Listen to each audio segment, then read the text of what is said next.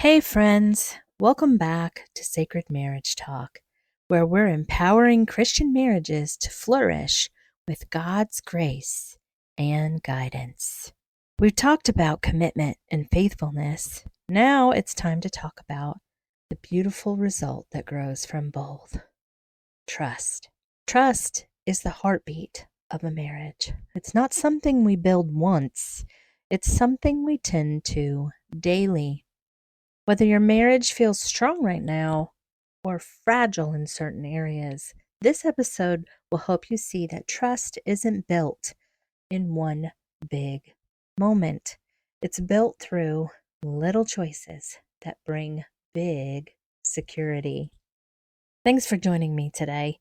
I'm so excited you're here. Today, we're going to continue on the Let's Talk About It series Trust in Marriage, the little choices that build big security. Let me start with this.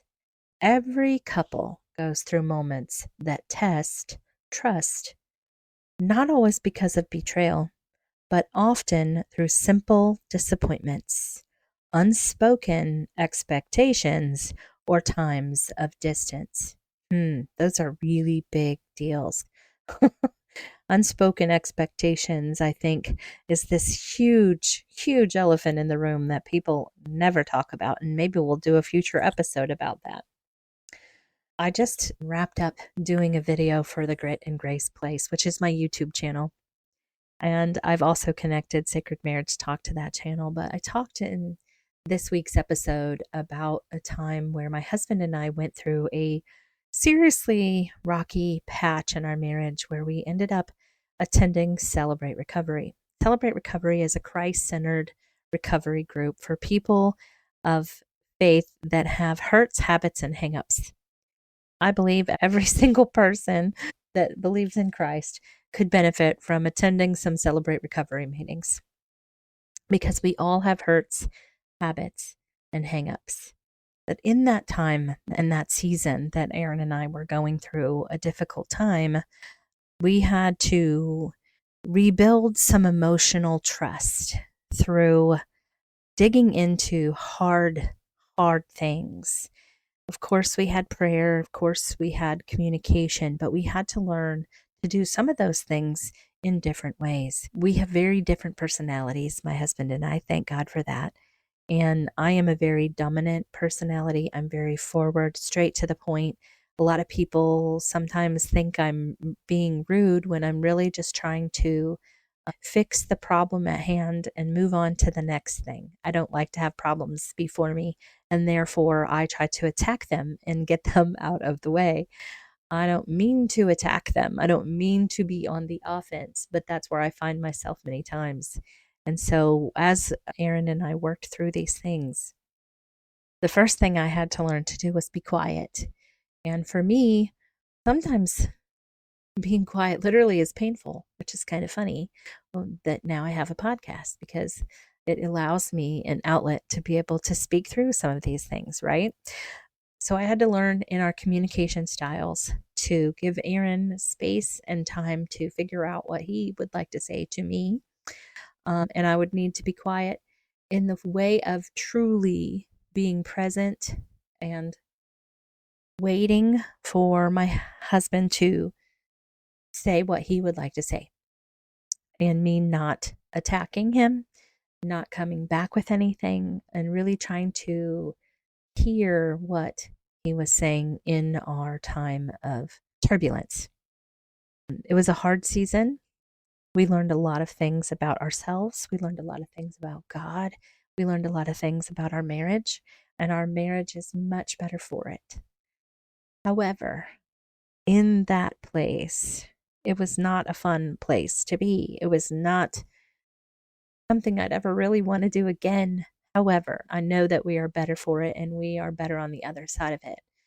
But man, was it hard. It was really hard. And in that place, we had to rebuild some trust. And even in what I just talked about me being the dominant personality and having to give my husband space to digest the things that I just said to him and then give him space to be able to speak back with me. He had to learn to trust me as well, learn to trust that I wasn't going to come at him, even though that was never my intention. It definitely came across that way, and I could see that from the other side once I calmed down and could look at it from his point of view. But he had to learn to trust that I was going to give him that space. And I always thought of it in ways in terms of how I needed to learn to trust, but I also had to learn to be trusted. So I tell you all that because we're talking about trust this week. I am certain that someone out there is probably hearing this and thinking, yes, that is the same equation that we have in our marriage. And I know that I'd like to encourage you in that. And the way that you communicate with your spouse is so important. And then, one of the things that was really difficult for me was then also learning to say, okay, so you said this, but this is what I heard, and repeat back what they said, but then also what I thought they were saying in those comments. And so that became a tool for us moving forward in our marriage. But what I've learned is that trust isn't rebuilt by grand apologies or empty promises, right? It's built in small, faithful actions, showing up, listening, choosing grace, being honest, and staying consistent. Being honest is a really big one for me. I feel like when you're being honest with people, you're loving them, even if you're telling them things they don't want to hear. However, there is a right way and a wrong way to um, be doing that in a way that is tactful and full of mercy and grace. And so that's what I've had to work on. But trust grows where truth lives, and truth is planted when our words and actions start to match again. Proverbs 12:22 says, "The Lord detests lying lips, but he delights in people who are trustworthy." And Psalm 37:3 reminds us, "Trust in the Lord and do good. Dwell in the land and enjoy safe pasture." Trust and goodness go hand in hand in marriage and in our walk with God. When you say, "I trust you," what you're really saying is, "I believe your heart is for me, even when I don't understand your actions." And yes, that is something that we have to apply to our relationship with God as well. This kind of trust is sacred. It's the soil where intimacy grows, because we are saying that you believe the best in the other person and that they want good for me. But here's the truth: trust can't thrive without faithfulness and honesty. It's not just about avoiding lies, it's about keeping your word, even in the little things. Being where you say you'll be, doing what you said you'd do, and owning it when you fall short. That's what creates emotional safety. And safety is what lets love breathe. Let's pause for a moment. Where does your marriage feel safe? And where does it feel shaky? Do your words build confidence or raise questions? Do your actions say, "You can depend on me"? Ask the Lord to show you if there's anywhere you've built walls instead of bridges. Sometimes the greatest way to rebuild trust is simply to say, "I see how this hurt you, and I want to make it right." That one sentence can open the door for healing, but you have to mean it. You have to be honest. You have to have honesty behind those words. And if you're the one struggling to trust again, know this: God understands that ache. He's the safest one to trust. first. Talk about that in the Grit and Grace place this week also. That I had to learn to trust God again first and then humans. When your heart learns to rest in Him, it will start to feel safe again with your spouse. I'd like to challenge you this week.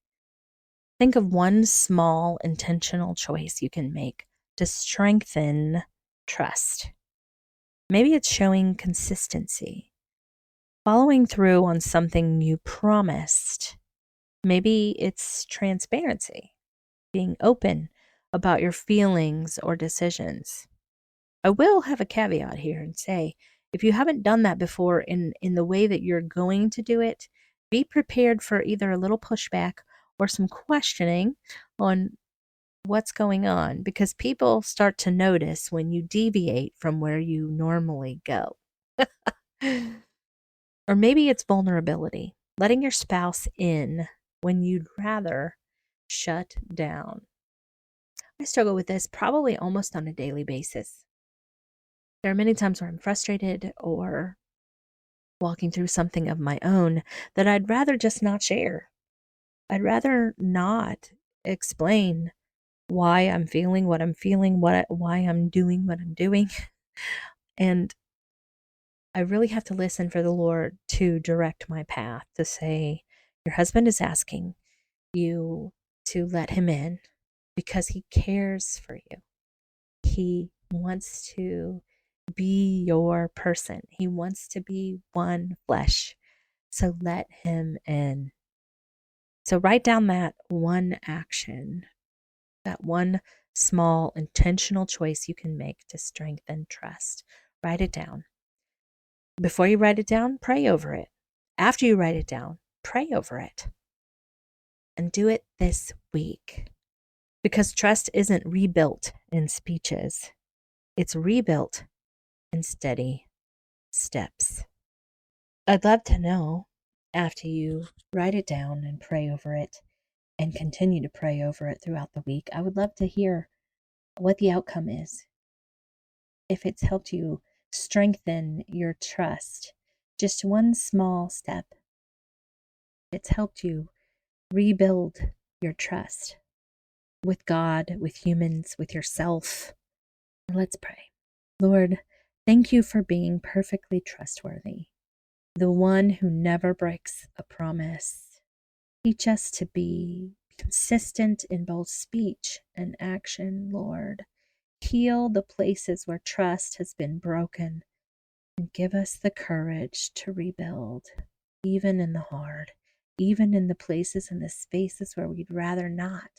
Lord, help us to bring it to you and lay it at the cross. Help us to trust you first, and through that, learn to trust each other again.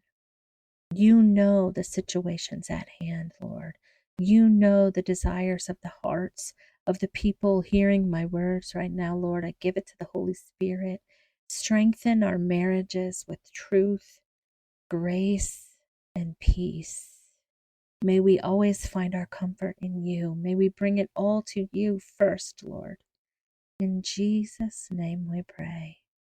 Amen. Trust doesn't appear overnight.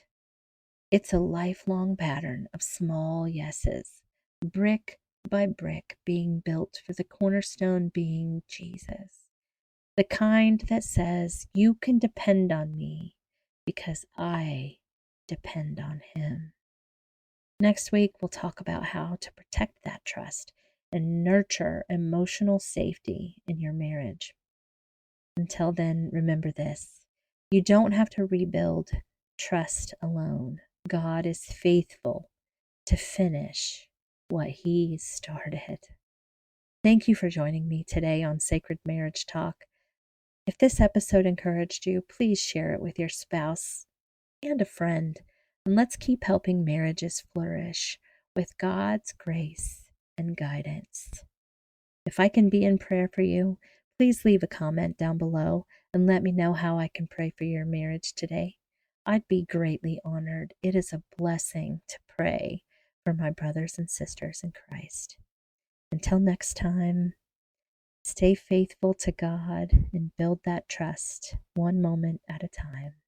God bless you.